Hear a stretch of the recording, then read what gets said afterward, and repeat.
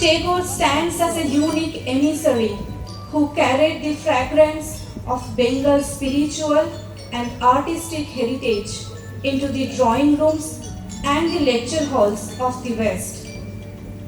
His encounter with the Western world was not a mere dalliance of cultural curiosity. It was a luminous exchange, an earnest dialogue between the soul of India and the intellect of Europe.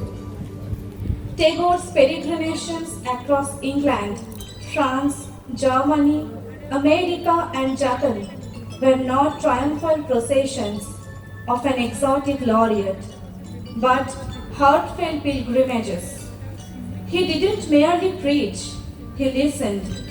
He absorbed the currents of Western thought, scientific, rational, democratic, and held them against the light of his own spiritual heritage. In the West, his songs of divine love and surrender resonated amidst the mechanized dispute of modernity, stirring souls in search of a lost intimacy with the infinite.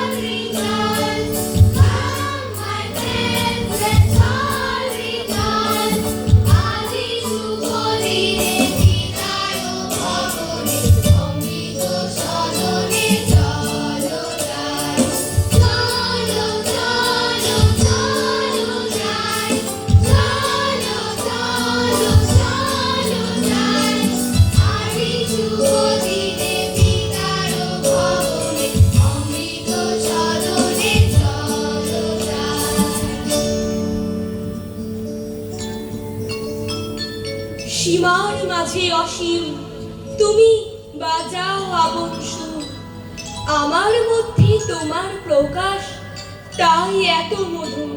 কত বর্ণে, কত গন্ধে, কত গানে, কত ছন্দে অরূপ তোমার রূপের লীলায় জাগে হৃদয়পুর।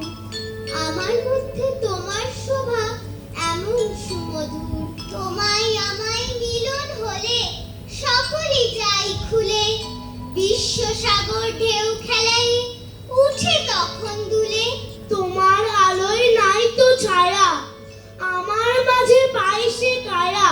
হয় সে আমার অশ্রু জলে সুন্দর বিধুর, আমার মধ্যে তোমার শোভা এমন সুমধুর।